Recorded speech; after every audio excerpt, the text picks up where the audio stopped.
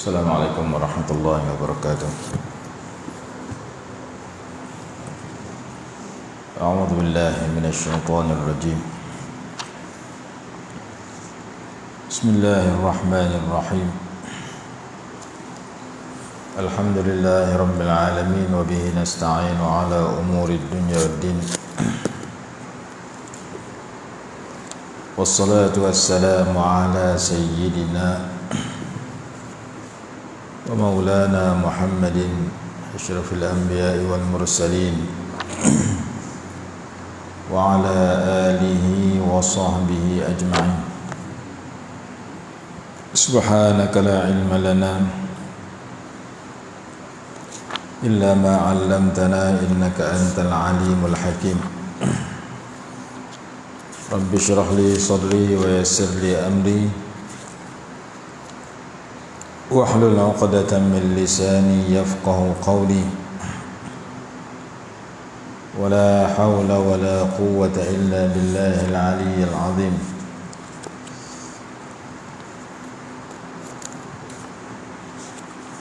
Amma ba'du.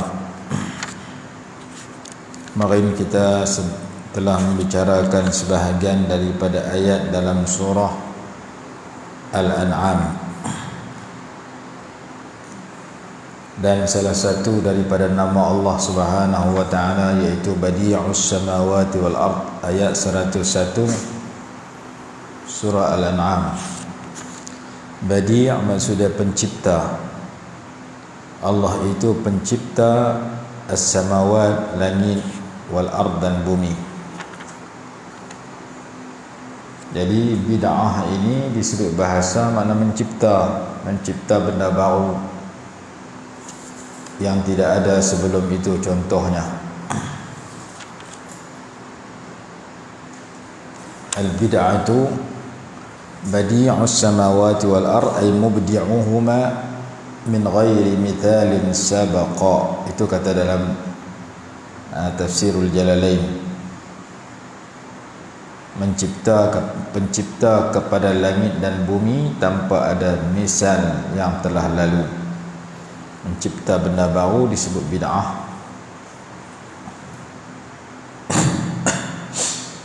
Kemudian pada istilah ulama ada bid'ah yang dibahagikan kepada dua, bid'ah yang baik, bid'ah yang jahat. Itu sebahagian ulama ataupun kebanyakan ulama. Bid'ah hasanah, bid'ah sayyi'ah. Ada yang tak mau bahagi. Ada yang bahagi 5 hukumnya, seperti Imam Izzuddin Ibn Abdissalam dan sebagainya. Itu lain kali kita cerita.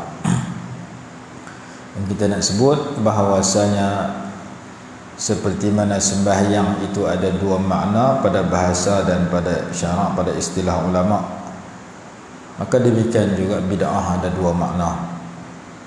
Bid'ah yang tercela, yang terlarang, bid'ah dalam agama yang bercanggah dengan dalil yang disebut oleh ulama, yang tidak ada laisa lahu aslun, tidak ada dalil yang asal yang menjadi pegangan. Jadi bid'ah menurut Imam Syafi'i itu lebih jelas dalam kitab Manaqibus Syafi'i, karangan Imam Baihaqi disebutkan. Yang tu lain kali kita cerita, kerana kita nak masuk kepada ayat ini. Badi'us samawati wal ardi anna yakunu lahu waladun wa lam takul lahu sahibatun wa khalaqa kulla syai'in wa huwa bikulli syai'in alim. Bagaimana ia boleh memiliki anak sedangkan dia tidak ada isteri, dan dia telah menciptakan akan segala sesuatu, dan dia maha mengetahui terhadap segala sesuatu. Ayat 101 suratul An'am. Ayat 102 dalam suratul An'am, Allah berfirman, dzalikumullahu rabbukum la ilaha illahu khaliqu kulli syai'in fa'buduh wa huwa ala kulli syai'in wakil. Fa'buduh, hendaklah kamu sembahnya, ay wahiduhu, hendaklah kamu mengesakannya, mentauhidkannya. Dzalikumullah itulah Allah Rabbukum, Tuhan kamu. La ilaha illahu, tiada Tuhan melainkan hanya Dia.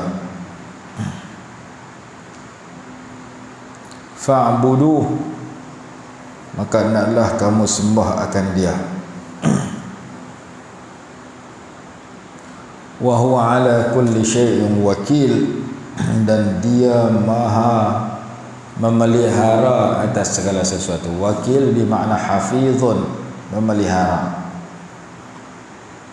Dalam Hasyiah Sawi dia kata mutasarrifun fi khalqihi mutawalli umurihim. Allah itu menguruskan makhluknya, menguruskan urusan mereka. Fal wajibu qasrul ibadati alaihi wa tafwidul umuri ilaihi. Maka menjadi kewajiban kita hanya beribadah kepadanya dan hanya menyerahkan urusan kita kepadanya. Ayat 103, ayat berikutnya, Allah Subhanahu wa taala berfirman, la tudrikuhul absaru wa huwa yudrikul absara wa huwal latiful khabir. Tidak dapat melihat akan Allah itu oleh penglihatan-penglihatan, dan Dialah yang mendapat melihat akan penglihatan-penglihatan itu, dan Dia maha lemah lembut lagi maha mengetahui. La tudrikuhul absar, tidak boleh melihat akan Allah itu oleh penglihatan-penglihatan manusia.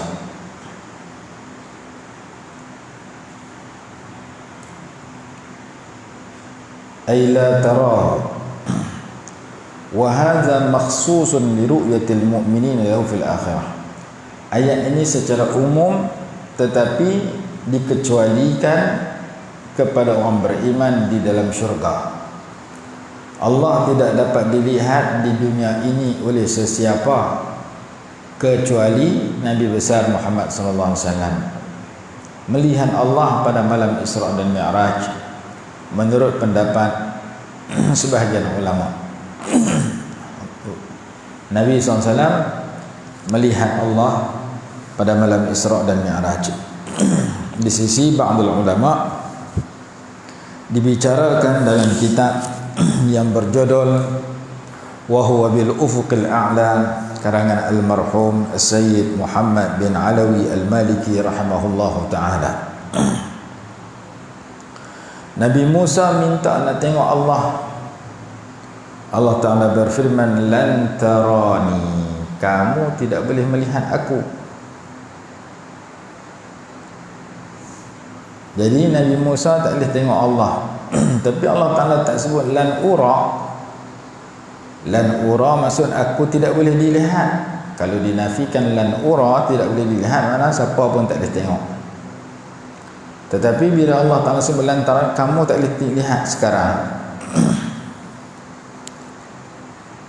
main kepada Nabi Muhammad SAW, Allah izin melihat Allah. Jadi dengan mata kita melihat Allah itu tak boleh. Yang melihat hanya Nabi SAW di dunia. Sementara dalam syurga boleh melihat Allah Subhanahu wa ta'ala. Kepada orang beriman dikurniakan sedemikian, bahkan ia adalah nikmat yang terbesar. Inilah pegangan mazhab ahli sunnah wal jamaah. Berdasarkan firman Allah yang berbunyi, wujuhun yawma'idin nadhiratun ila rabbiha nazirah. Ini dalam tafsir Al-Jalalain dikatakan sedemikian. Sekumpulan wajah pada hari tersebut berseri-seri melihat kepada Tuhannya. Berdasarkan ayat tersebut, maka orang beriman diizinkan Allah melihat zat Allah dalam syurga. Dan berdasarkan hadis Bukhari dan Muslim, innakum satarawna rabbakum kama tarawna al-qamara lailatal badri. Sesungguhnya kamu semua akan dapat melihat Tuhan kamu sebagaimana kamu melihat bulan purnama pada malam bulan penuh, iaitu malam 14. Malam 14 bulan Hijrah, bulan Islam, bulan penuh, bulan mengambang penuh di atas langit, kita melihat tanpa bersesak-sesak. Kita duduk tamala pun kita nampak bulan purnama. Tak perlu kita pergi tolak, hang aku nak tengok hang lino aku, tak ada. Tidak ada pelindung antara kita dengan bulan purnama, dan tak perlu bersesak-sesak, bersusah payah. Macam orang bersesak di pintu stadium nak masuk tengok bola. Aku nak masuk dulu, hang nak masuk dulu. Berebut, bola nak lawan pukul 9 malam, pukul 7 pagi dah. Pasal apa? Final tandingan akhir. Bersesak-sesak nak beli tiket, bersesak-sesak di pintu stadium. Kita melihat Allah tak perlu bersesak-sesak. Sebagaimana kita melihat bulan purnama nampak jelas, dan kita tak perlu berebut-rebut duduk tang mana pun nampak bulan purnama. Innakum satarawna rabbakum kama tarawna al-qamara lailatal badri. Sesungguhnya kamu akan melihat Tuhan kamu sebagaimana kamu melihat bulan purnama, bulan mengambang, bulan penuh pada malam 14 bulan Hijrah. Jadi daripada ayat Quran dan hadis tadi, mazhab ahli sunnah wal jamaah berpendapat bahawa melihat Allah dalam syurga adalah perkara yang bakal berlaku kepada orang beriman, dan itu adalah nikmat yang terbesar, lebih daripada nikmat syurga lagi, berdasarkan firman Allah yang berbunyi lilladzina ahsanul husna wa ziyadah. Bagi orang-orang yang berbuat baik itu diberikan al-husna. Al-husna mana al-jannah, diberikan syurga, wa ziyadatun, dan lebih daripada syurga, iaitu nikmat melihat zat Allah Subhanahu wa taala. Di dunia ulama kata ada perumpamaan melihat makhluk yang elok sudah melupakan makanan dan minuman, seperti sekumpulan perempuan yang melihat Nabi Yusuf alaihi salatu wassalam tengah duk potong buah, nak makan buah. Nabi Yusuf lintas depan depa terpegun tengok Nabi Yusuf, terpesona Nabi Yusuf, lupa tangan duk berjalan dengan pisau, kena tangan luka pisau tu,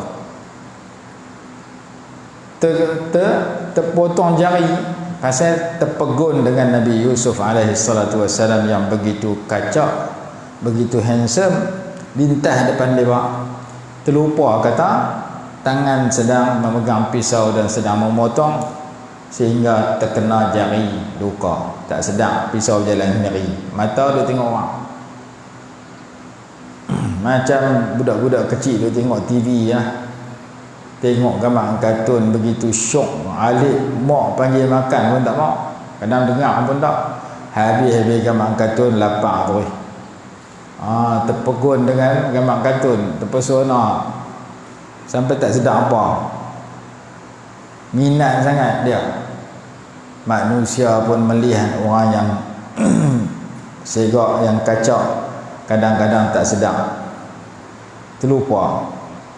Macam undang-undang tak boleh cakap dengan handphone dengan tengah buat kereta, adik cakap handphone belah bonet kereta orang, adik ni handphone kona pergi kena pagar lebuh raya. Kadang-kadang kita fokus kepada sesuatu perkara, terlupa tentang kejadian, tentang perkara yang lain. Maka dalam dunia, dalam sejarah, orang melihat kepada Nabi Yusuf alaihi salatu wassalam sehingga terlupa tangan dia sedang memegang pisau. Diceritakan dalam Yusuf, surah Yusuf, falamma ra'aynahu akbarnahu wa qatta'na aydiyahunna wa qulna hasya lillahi ma hadha bashara in hadha illa malakun karim. Tatkala perempuan itu, golongan perempuan itu melihat Nabi Yusuf alaihi salatu wassalam, mereka berkata, subhanallah, maha suci Allah, ma hadza bashara, ini bukan manusia, in hadza illa malakun karim, ini malaikat. Dan kejadian Nabi Yusuf dengan Zulaikha ada berlaku di zaman umat Nabi SAW. Diceritakan dalam satu kisah. Nanti kita cerita kisah itu, ada dalam kitab satu dua kitab, berkenaan dengan seorang lelaki yang digoda oleh perempuan dalam sebuah kemah. Dia mohon Allah lindung daripada melakukan perkara terlarang. Akhirnya dia mimpi jumpa Nabi Yusuf. Nabi Yusuf kata kepada dia, apa yang berlaku kepada engkau macam berlaku kepada aku. Nama ulama itu nanti saya sebut, ada kitab dalam bab muraqabah. Jadi ulama kata melihat makhluk kadang-kadang menyebabkan seorang tu sudah terpesona dan lupa kepada benda lain, maka melihat pencipta makhluk lebih daripada itu. Jadi melihat zat Allah dalam syurga adalah salah satu anugerah nikmat yang Allah bakal bagi kepada penghuni syurga. Adapun melihat Allah di dunia ini dalam mimpi, itu perkara tidak mustahil, perkara yang harus boleh berlaku. Imam Sayyidina Umar radhiyallahu anhu pernah mimpi melihat Allah. Imam Syafi'i pernah mimpi lihat Allah. Imam Abu Hanifah, Imam Ahmad Ibn Hanbal pernah mimpi lihat Allah. Sehingga ulama karang kitab, tajuk kitab itu Ta'thirul Anam fi dzikri man ra'a rabbahu fil manam. Kisah-kisah para ulama yang Allah anugerah bermimpi melihat Allah dalam mimpi mereka. Dalam syarah Jawharatul Tauhid disebutkan bahwasanya mimpi melihat Allah bagi orang-orang tertentu perkara yang harus boleh berlaku. Dan antara diceritakan dalam syarah itu, salah seorang ulama yang bermimpi melihat Allah dan berdialog dengan Allah dalam mimpi itu ialah Imam Ahmad Ibn Hanbal rahimahullah. Imam Ahmad Ibn Hanbal bertanya Allah Subhanahu wa ta'ala, apakah amalan yang boleh mempercepatkan seseorang itu hampir dengan Allah? Allah Ta'ala jawab dengan baca Quran. Imam Ahmad rahimahullah tanya lagi, dengan fahamkah dengan tak faham? Allah Ta'ala jawab dengan faham dan dengan tak faham. Baca faham pun pahala banyak, baca tak faham pun pahala banyak, yang penting baca. Itu cerita dalam syarah Jawharatul Tauhid. Imam Ahmad Ibn Hanbal rahimahullah 99 kali mimpi jumpa Allah. Imam Abu Hanifah pun sedemikian. Jadi berjemu Allah dalam mimpi perkara yang diharuskan di sisi mazhab Ahlussunnah wal Jamaah. Tapi bukan orang-orang biasa yang berjumpa tu, orang-orang yang hebat seperti tokoh-tokoh yang kita sebutkan tadi.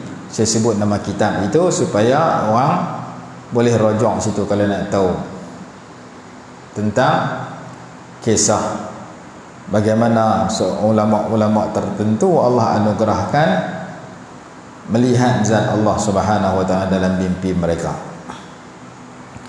Mimpi jumpa Nabi Muhammad SAW lagi banyak kitab dan banyak kisah yang berlaku yang Allah anugerahkan kepada orang-orang tertentu.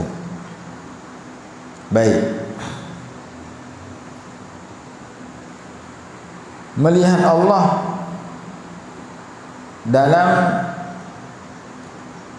secara jaga di dunia ini tak boleh berlaku, melainkan hanya berlaku kepada Nabi besar Muhammad SAW. di akhirat dianugerahkan.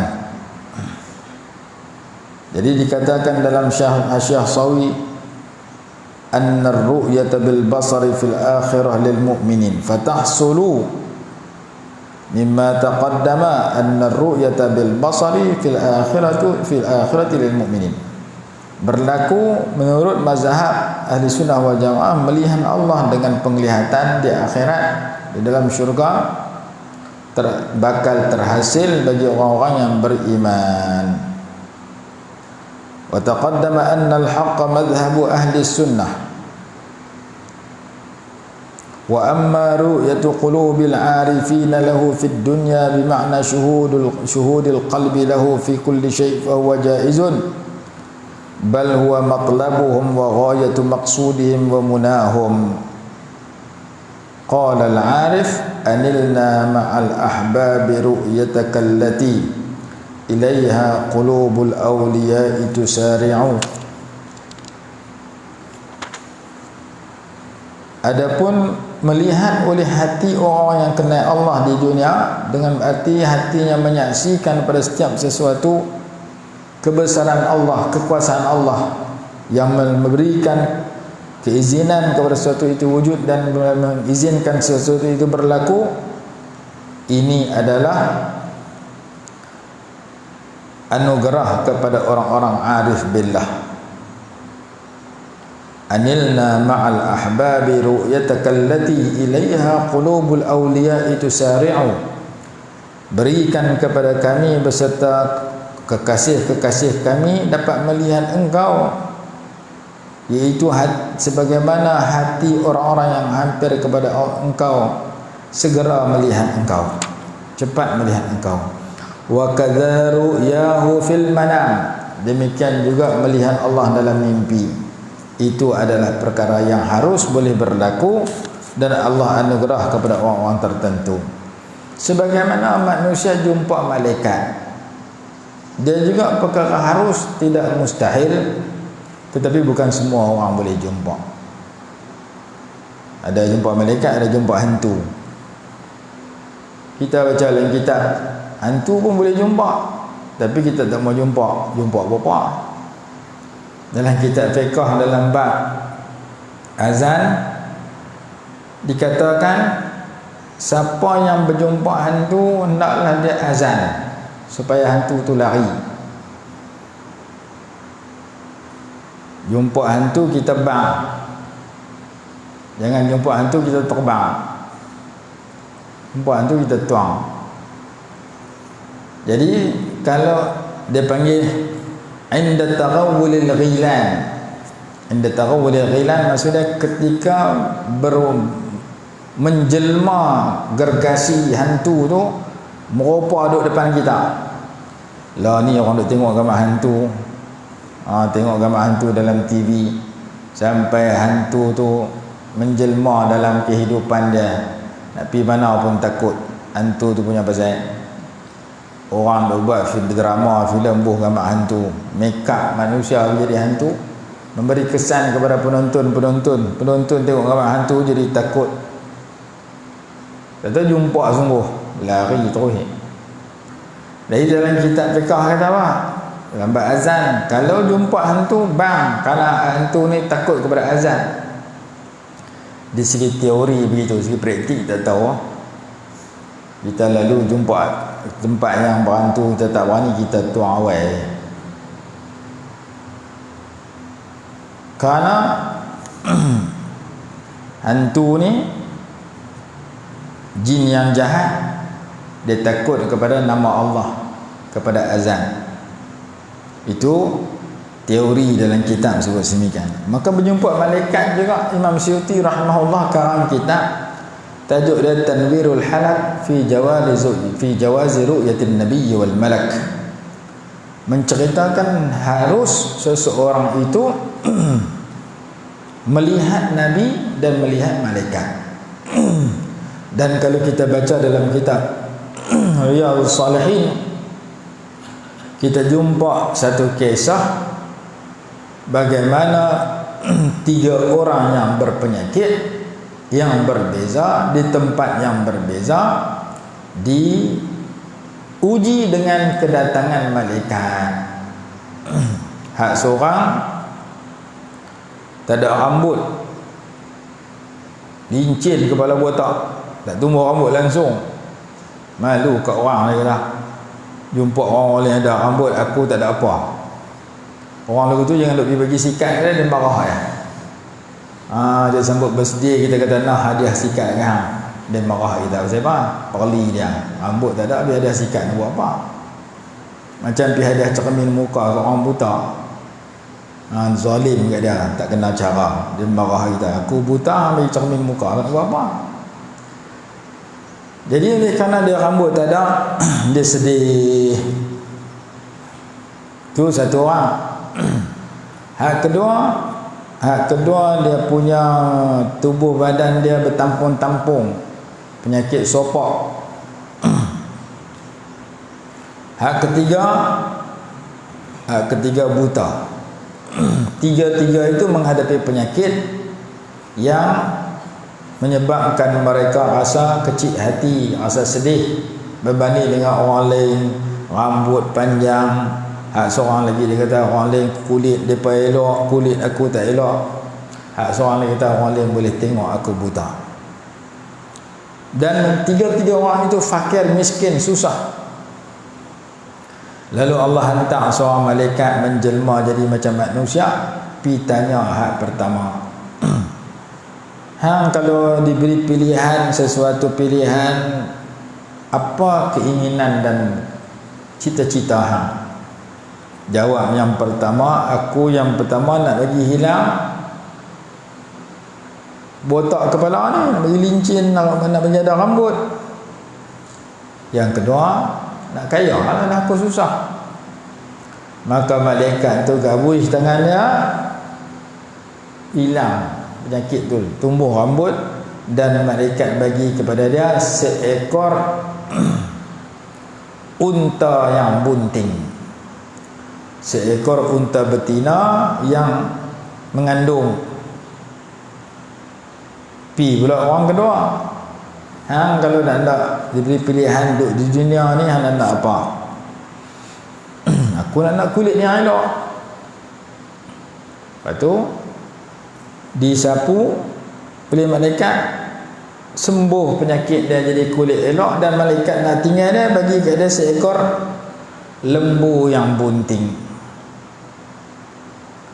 Pi yang ketiga, hang kalau diberi pilihan di dunia ni benda yang hang sedih, nak gembira, hang nak apa? Aku nak melihat macam orang lain. Ni aku buta semenjak dilahirkan, bela tak nak tengok apa. Maka malaikat doakan gabuih mata dia dan bagi kepada dia seekor kambing yang bunting. Setelah berpuluh-puluh tahun, unta yang bunting tadi beranak, lembu tu beranak, kambing tu beranak, lepas tu kuih banyak, jadi beribu-ribu ekor, menyebabkan dia tiga-tiga orang jadi hartawan, jadi jutawan, jadi orang kaya. Maka malaikat yang sama datang berjumpa dengan yang pertama dalam keadaan rambut tak ada, dalam keadaan fakir miskin. Aku rambut tak ada, susah, aku bermusafir sampai tengah jalan, duit habis, boleh tak hutang sikit, pinjam sekok kau unta ni, boleh jual dapat duit, nanti saya ada duit saya bayar balik. Saya nak minta pinjam sat, saya nak menyambung perjalanan saya bagi ada bekal. Kata oleh yang pertama, hampir cari tang lain, jangan duk minta ke aku. Hang ni bukan dulu susah, hang bukan dulu rambut tak ada macam aku kak, lepas tu ada rambut. Hang bukan dulu susah lah jadi kaya. Tak, aku bukan macam hang kata. Aku kaya ni pasal keturunan. Pak aku kaya, Tok Wan aku kaya, lepas tu lah aku kaya. Hang nak kaya, pergi kerja nyari, jangan minta ke aku. Maka malaikat tu mendoakan, sekiranya apa yang kamu kata itu tak betul, aku minta Allah kembalikan kamu seperti mana zaman dulu. Dulu rambut tak ada balik, tak ada balik. Dulu susah bagi jadi susah balik. Malaikat pi yang kedua dalam keadaan penyakit sopak. Lepas tu minta kepada pinjam, tak bagi juga, sama dengan hak pertama. Jawapan pun sama pertama juga. Bukan hang dulu ni sakit sopak. Lepas tu susah. Lah kulit jadi elok, kaya. Dah aku kaya pasal keturunan, pasal aku pandai cari harta, pasal keturunan aku kaya. Dia mohon kau tu pula dah. Malaikat doa yang sama. Dia pihak ketiga dalam keadaan buta, minta sekok kambing. Jawab oleh si buta, memang aku dulu macam hang juga. Dulu aku buta, mai orang mana tu berubat aku lega. Dulu aku susah, dia doa bagi kaya, dia bagi sekok kambing. Kambing aku beranak dia terlalu banyak. Lah ni aku kaya raya sungguh dengan sebab orang tu yang tolong aku. Lah aku tengok hang macam aku juga, buta macam aku, susah macam aku nak tolong hang macam mana orang tu tolong aku. Ambil lah berapa ekor pun ambil, tak payah banyak ambil. Nak sekor kan, nak 10 ekor kan, nak 100 ekor, ambil lah. Aku syukur kerana aku dulu susah jadi senang.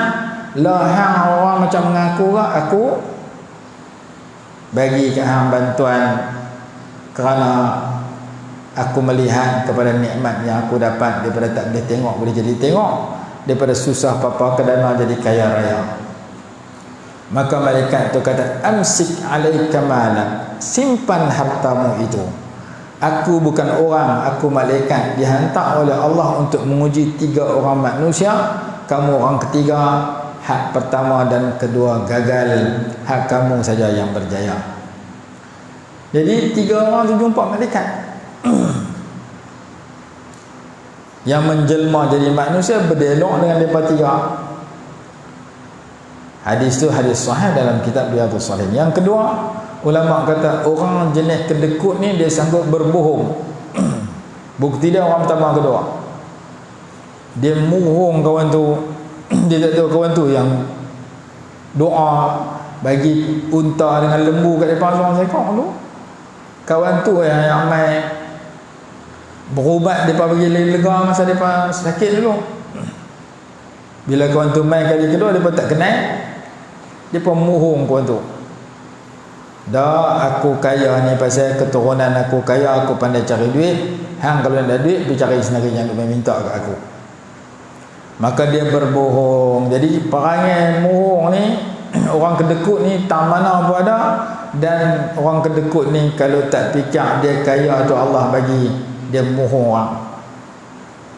Orang minta derma, dia kata tak ada duit, dia cari yang lain.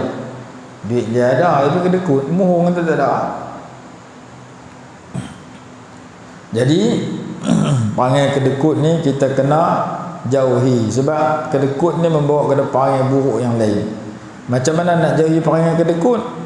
Doa riwayat Imam Abu Daud, Nabi SAW suruh baca pagi petang, Allahumma inni a'udzubika minal hammi wal hazan wa a'udzubika minal ajzi wal kasal wa a'udzubika minal jubni wal bukhli, dan aku berlindung dengan engkau daripada ditimpa penyakit penakut dan penyakit kedekut. Bukhli, bakhil. Wa a'udzubika min ghalabatid din wa qahril rijal. Kemarin dulu 2-3 orang, ada rombongan main 15 orang tak ni daripada Kuala Lumpur. Salah seorang tu dia main bisik kat saya. Dia kata, ustaz, saya macam mana nak bagi rajin ni? Malah kadang-kadang malah, kadang-kadang segan, tak bagi rajin buat macam mana? Saya nak jawab, aku nak abang hang bagi rajin, aku pun malas agak. Tapi taklah kata aku tu, cuma dah kawan mai tanya kita. Saya macam buat ibadat, tekuk semangat, tekuk tak semangat. Jadi macam mana nak buat supaya rajin sikit dalam kebaikan? Maka saya habang pada, saya bisik pada, baca doa ni pagi petang. Allahumma inni a'udzubika minal hammi wal hazan Ya Allah, ya Tuhanku, sesungguhnya aku berlindung dengan Engkau daripada ditimpa duka cita dan sedih. Wa a'udzubika minal ajzi wal kasal, dan aku berlindung denganmu daripada ditimpa lemah dan malah. Itu jawapan kepada soalan tadi. Saya ni tak larat buat baik, segan buat baik, malah dengan tak larat. Ajzi tak larat, kasal malah. Ni tengah dia ambil SPM, dia hantar kata-kata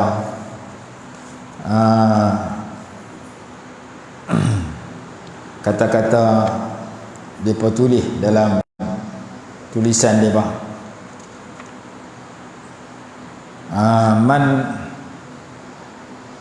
Man rajina fabarjaya wa man malasa fagagal. Siapa hantar kemarin tu tulis tu? Man rajina fabarjaya wa man malasa fagagala. Dia kata siapa rajin maka dia berjaya, siapa malas maka gagallah dia. Boleh dia buat lagu tu, pantun Melayu. Macam Mak Piramli Kalabul Malami. Jadi doa ni Rasulullah SAW bagi kat seorang sahabat yang duduk dalam tension, nama dia Abu Umamah radhiyallahu anhu, duduk dalam susah hati kerana menghadapi hutang keliling pinggang. Banyak hutang sangat, hati serabut, piduk dalam masjid. Maka Nabi SAW tanya ke awal, kamu duduk dalam masjid bukan pada waktu semayang? Selalu orang main masjid waktu semayang, main lohak balik asar main pula. Ni waktu orang tak ada, duduk seorang-seorang. Jadi kita kalau hati tak tenteram, duduk dalam masjid ni iktikaf, mudah-mudahan hati kita tenang. Maka Nabi SAW tanya sedemikian, dia pun jawab, humumul lazimatni wa duyun ya Rasulullah. Saya sedang menghadapi susah hati yang amat berat, dan saya menghadapi hutang yang begitu banyak. Maka Nabi SAW ajak satu doa, suruh baca pagi petang. Doa dia meminta berlindung daripada 8 perkara. Allahumma inni a'udzubika minal hammi wal hazan. Ya Allah, ya Tuhanku, sesungguhnya aku berlindung dengan Engkau daripada ditimpa duka cita dan susah hati. Wa a'udzubika minal ajzi wal kasal. Kalau doa Allah makbul, doa ni kita hati gembira, tenang siang malam, bahagia. Sebab tak kena susah hati. Orang susah hati makan tak lalu, tidur tak lena. Kita pasal senang hati, makan tak cukup, tidur terlajak. Orang tidur saat dah belajar tu, lena, tengah mengaji pun lena. Pasal senang hati. Jadi minta lindung daripada susah hati. Kerana susah hati ni kalau kena suah teruk, tak boleh lena terus. Ada orang sebulan 2 bulan tak boleh lena, turun badan, turun 10 kilo 15 kilo sebab tidur tak lena. Kita alhamdulillah senang hati, lena selalu. Tengah khutbah Jumaat bersekerat khutbah lena. Dia mula sampai habis, jaga-jaga barakallahu li wa lakum bil Quranil azim. Masa tu jaga. Jadi nombor 1, minta hati yang tenang, bahagia, tak tension, tak serabut, tak duka cita. Allahumma inni a'udzubika minal hammi wal hazan. 2 perkara. Wa a'udzubika minal ajzi wal kasal, dan aku berlindung dengan Engkau daripada ditimpa lemah dan malas. Awak hang tak pergi masjid, tak larat. Tak larat tu lemah. Awak hang tak baca Quran, tak larat. Awak tak sembahyang sunat, tak larat. Bila kena penyakit lemah dalam kebaikan, tanya apa pun jawapan dia lemah, tak larat. Tak buat apa. Makan larat, tidur larat, sembang mohong larat, baca Quran tak larat, tidur sembahyang sunat tak larat, pergi masjid tak larat, pergi market larat. Naik tangga masjid tak larat, naik gunung jerai boleh. Gunung jerai tinggi boleh ragat, tangga masjid 4 tingkat tak lepas. Kerana lemah dalam kebaikan, kuat dalam perkara yang bukan kebaikan. Awak tak pernah nampak muka hang pergi masjid, rumah kan jauh mana. Dia kata tak larat nanti. Yang dia masuk merentas desa 4 km boleh. Itu dia larat nak. Jadi larat lemah dalam kebaikan kena seseorang, Bila keluar jawapan soalan, awak hang tak pergi sembahyang jemaah, tak larat. Awak hang tak pergi sembahyang jemaah, malas. Malas dengan tak larat, malas dengan lemah ni kena kat seseorang, benda baik dia tak mau buat. Maka kita minta lindung daripada lemah dalam kebaikan dan malas dalam kebaikan. Wa a'udzubika minal ajzi wal kasali. Dan aku berlindung dengan engkau daripada ditimpa penyakit lemah dan malas. Berapa dah? 4. Minal hammi wal hazan, ajzi wal kasal. Yang kelima dan keenam, wa a'udzubika minal jubni wal bukhli. Dan aku berlindung dengan engkau daripada ditimpa penakut dan kedekut. Jubni, pengecut, penakut. Bukhli, bakhil. Nampak Piramli kita haji bakhil, haji kedekut. Minta berlindung daripada kena penyakit bakhil. Bakhil ni bahasa Arab, bahasa Melayu pun pinjam bahasa Arab, buat nama bakhil juga. Berapa dah? 6. 7 dan 8, wa a'udzubika min ghalabatid dain. Yang nombor 7, dan aku berlindung dengan engkau daripada dikelilingi hutang yang banyak. Wa qahrir rijal, dan dikalahkan oleh musuh. Jadi Nabi SAW dengar sahabat tadi menghadapi 2 masalah. Masalah pertama duka cita, masalah yang kedua hutang banyak. Nabi SAW bagi amalan murah rezeki supaya hutang tu boleh bayar, dan Rasulullah SAW bagi doa supaya duka cita bertukar jadi gembira dan senang hati. Masalah dia 2, tapi Rasulullah bagi 8. 6 lagi ekstra, hadiah percuma. Masalah dia duka cita, humum dengan duyun, alhammu dengan dain, tapi Rasulullah bagi lagi al-hazan, al-bakhil, lemah, malas, penakut. Minta 8 perangai itu tak kena kat kita. Baca bila? Pagi petang. Pagi sekali, petang sekali. Allahumma inni a'udzubika minal hammi wal hazani, wa a'udzubika minal ajzi wal kasali, wa a'udzubika minal jubni wal bukhli, wa a'udzubika min ghalabatid daini wa qahrir rijal. Hadis Abu Daud. Maka setelah dia membaca doa itu, Allah jadikan dia gembira dan Allah bantu dia murah rezeki sehingga dia boleh bayar hutang semua. Itu doa yang disarankan kita baca pagi dan petang supaya kita tidak ditimpa duka cita. Jadi saya cerita satu hadis contoh bagaimana Allah izinkan 3 orang lelaki zaman dulu berjumpa dengan malaikat. Kita berhenti tanya dulu, waktu dah sampai ke penghujung dia. InsyaAllah nanti kita sambung ayat yang lain pula. Wallahu a'lam. Bismillahirrahmanirrahim. Alhamdulillahirabbil alamin, wassalatu wassalamu ala sayyidina Muhammad wa ala alihi wa sahbihi barik wasallam. Allahumma anfa'na bima 'allamtana wa 'allimna ma yanfa'una warzuqna 'ilman yanfa'una bi rahmatika ya arhamar rahimin.